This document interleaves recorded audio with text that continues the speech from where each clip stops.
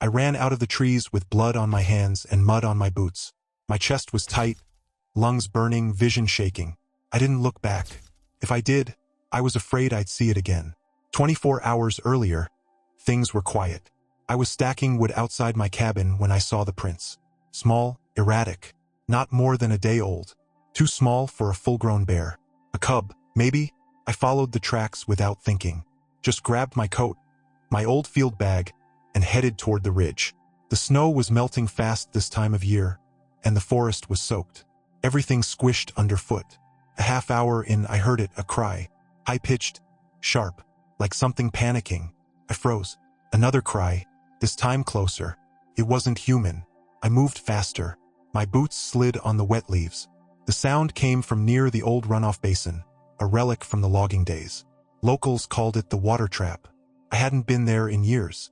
Branches whipped my face as I ran. The cries got louder. It wasn't just noise now. There was desperation in it. Something alive was struggling. Then I heard something else. Steps.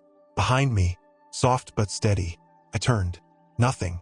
I stood still, heart racing, scanning the trees. The forest was quiet again, like it swallowed the sound. I wasn't alone. I knew it. Still, I pushed forward. And when I finally reached the basin, what I saw made my stomach drop. There it was.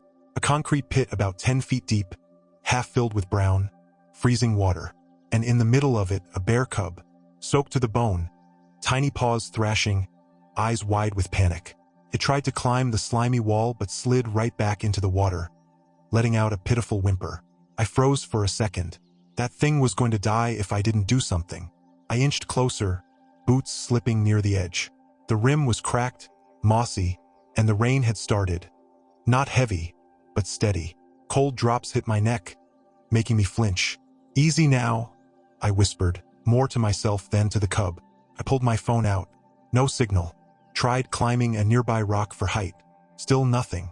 I cursed under my breath. I looked back down. The cub had stopped splashing. It floated now, head barely above the surface.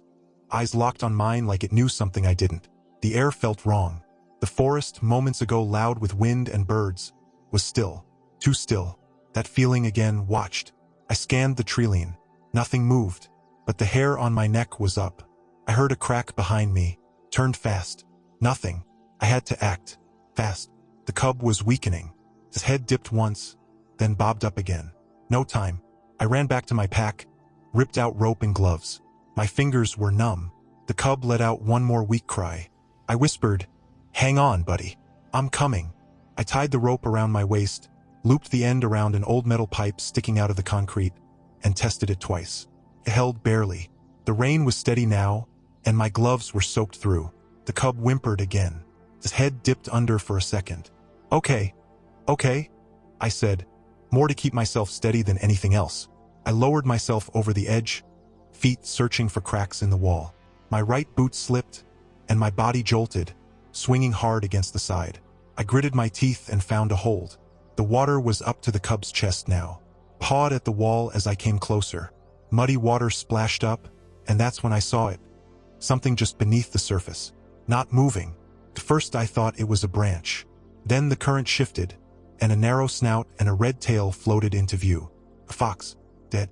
Its body bumped gently against the cub, which flinched and pushed away with a small yelp. My gut twisted. I reached the bottom, feet hitting the slick concrete floor. The smell down there was swampy, metallic. "All right, buddy, let's get you out." I crouched and held out a hand. The cub backed away, shivering. I didn't blame it. I moved slower, whispered low. After a few seconds, it let me grab the scruff of its neck. It was lighter than I expected. Bones mostly. I pulled it close and gave the rope 2 tugs, the signal I used back in my ranger days. But no one was up there to pull us out.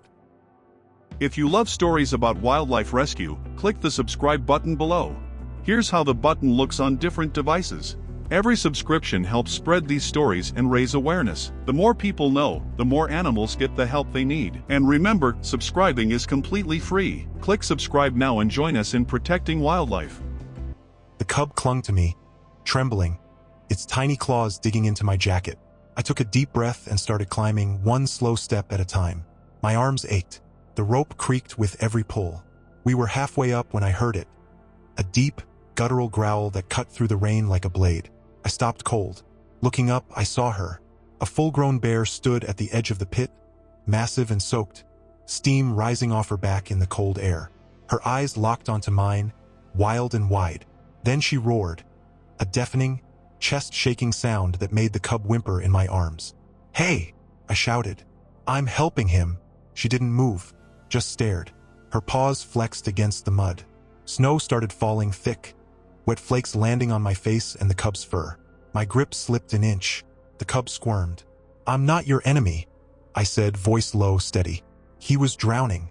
I pulled him out. That's it." She let out another growl, quieter this time. A warning, but she didn't come closer. I didn't blink, just kept speaking, slow and calm, like she could understand me. "You want him? Let me get us both out first." For a long, frozen moment, we just stared at each other. My body burned from tension. Then slowly, she sat down. Didn't move, just watched. I kept climbing, heart pounding like a drum. Every step felt like a gamble. The moment my boots hit solid ground again, I let the cub go. It stumbled toward the edge where its mother stood, whining softly. She didn't move at first, just sniffed the air.